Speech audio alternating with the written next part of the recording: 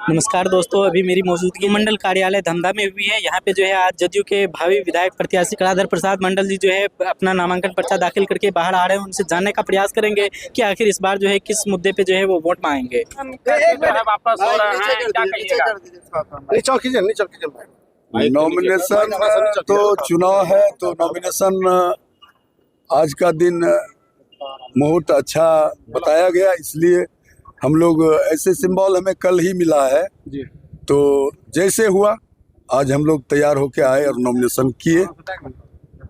आज आप रुपौली विधानसभा सीट से जेडीयू प्रत्याशी के रूप में नामांकन दाखिल किए हैं। इस बार वहाँ का सीट कितना चैलेंजिंग रहने वाला है? देखिए, बिल्कुल यह हल्का सा सवाल है आपका। आपको मालूम होना चाहिए कि रुपौली के उपचुनाव में हमें बहुत कम समय मिला था, मात्र 22 दिन 23 दिन का समय था। हम अपने 42 पंचायत में, रुपौली विधानसभा की 42 पंचायत में अच्छी तरह लोगों से संपर्क नहीं कर पाया, क्योंकि उसी बीच में पूरे बिहार के लोग थे और उनके मंच पर भी जाना पड़ता था। हमें लगता है कि 10-12 दिन 13 दिन का हमें समय मिला, तो लोगों के दिमाग में रहा कि कलाधर मंडल हमारे यहाँ नहीं आए, हमारे पंचायत में नहीं आए। इस कारण से भी कुछ वोट हमें कम मिला, यह सच्चाई है। और दूसरी बात यह है कि 2000 से लेके 2024 तक वहाँ माननीय विधायिका बीमा भारती जी थी, जिनके प्रति लोगों में काफ़ी आक्रोश था। चाहे उनका विकास का मुद्दा हो या व्यावहारिक मुद्दा हो, लोगों में आक्रोश था। उनको हटाना लोगों में यह चर्चा का विषय था, लोगों का मनोदशा था। और दूसरी तरफ मेरा आना नया था, तो 2000 ईस्वी से ही जो वर्तमान विधायक है अभी शंकर सिंह जी, वो दोनों में अफरा तफरी हुआ करता था चुनाव में। प्रत्येक बार दूसरा स्थान तीसरा स्थान शंकर सिंह जी लाया करते थे। तो ऐसे में विधानसभा के पूर्व विधायिका बीमा भारती को हटाने के लिए लोगों को लगा कि यह एक विकल्प है कि उसको हराना है। चलो भाई, तत्काल 12-13 महीना का चुनाव है, इन्हीं को जिता दो, इसके बाद फिर सोच आ जाएगा। यह भी मुद्दा काम किया है। क्या लगता है इस बार जनता किससे है? हमें मुकाबला किन्हीं से नहीं है, जनता हमारे साथ है। हमको जनता मजबूती से वोट करेगी और मैं जीतकर विधानसभा जाऊँ। क्या सर इस बार उन जनसंपर्क करने में नजर नहीं आ रहा है?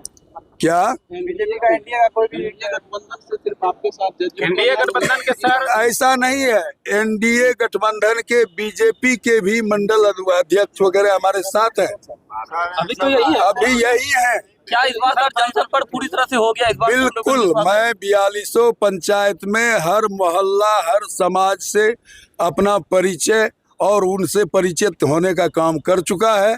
हमें लगता है जब मैं घूमता हूँ तो हर जगह भाई बेटा बाप की तरह हमें सम्मान मिलता है, स्नेह मिलता है। तो अब हम नया नहीं बच गए हैं लोगों में। क्या कहना चाहेंगे मीडिया के माध्यम से? रुपौली की जनता को तो मैं कहना चाहूँगा साफ साफ, 2005 और 2025 को कंपैरिजन कीजिए आप। 2005 तक क्या था बिहार और 2005 से 2025 क्या है बिहार, उसमें आप कंपैरिजन करेंगे 2005 और 2025 में। 2005 तक बिहार में हमें लगता है रोड में गड्ढा था कि गड्ढा में रोड था, इसका पता नहीं चलता था। दिन में लोग घर से निकलकर अपना लोकल मार्केट नहीं जा पाता था। नया बाइक घर में होता था तो डर के मारे मार्केट नहीं जाता था। माननीय मुख्यमंत्री जी जब 2005 में आए तो सबसे पहला काम उन्होंने किया है कि बिहार में सुशासन कायम करने का काम किया है। लोग धड़ल्ले से दिन रात चलते हैं, चाहे वो महिला हो पुरुष हो गरीब हो अमीर हो, एकदम निर्भय होकर चलते हैं, अपने काम का बात करते हैं, अपने काम को करते हैं। तो यह बहुत बड़ा उपलब्धि है। दूसरा चीज मैं कहना चाहूँगा, आप देखते होंगे बिहार में गांव समाज में मुखिया सरपंच वही हुआ करता था जो उस पंचायत का सबसे दबंग आदमी होता था, सबसे धनी आदमी होता था। लेकिन आज आप देख रहे हैं कि एक आदिवासी, एक महादलित की बेटी भी, बहू भी मुखिया सरपंच बना करता है। यह किनका देन है? यह माननीय मुख्यमंत्री जी नीतीश कुमार का देन है। ये आज वार्ड सदस्य हो कि मुखिया हो, पंचायती राज में 50% उन्होंने आरक्षण देकर, हमें लगता है नीतीश कुमार जी सिर्फ इंजीनियर नहीं है, समाजवाद का भयंकर बहुत मजबूत इंजीनियर है। वो समाज को एक रूप में लाने का काम माननीय मुख्यमंत्री जी ने जो किया है बिहार में, इसका परिकल्पना भारत देश में किया जा रहा है। सर 2-3 चीज बताइए, जब आप रुपौली में आएंगे तो जो है कि क्या करेंगे सबसे पहला काम? देखिए, हमें तो लगता है कि माननीय मुख्यमंत्री जी ने और एनडीए में कहिए हमारे यशस्वी प्रधानमंत्री जी ने बिहार के लिए खजाना खोले हुआ है। तो विकास के लिए या जरूरतमंद जो काम होगा, अगर काबिल प्रतिनिधि, अनुभवी प्रतिनिधि चुन कर जाएगा विधानसभा में इस बार तो कहीं कोई दिक्कत नहीं है, सब विकास का काम होगा। इस बार आपका लड़ाई वर्तमान विधायक से है या फिर पूर्व विधायक से है? हमारा लड़ाई किसी से नहीं है, हमारा लड़ाई किसी से नहीं है। हमारा आधार है रुपौली की जनता।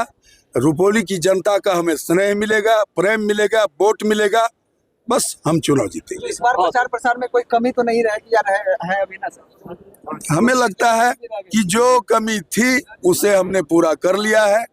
लोगों के बीच चलने के बाद, बैठने के बाद पता चलता है कि हम लोग निश्चित रूप से एनडीए मजबूत है। रुपौली में एनडीए का जीत होगा, हमारी जीत होगी। रुपौली के जनता का, रुपौली क्षेत्र का कल्याण होगा। बहुत बहुत धन्यवाद।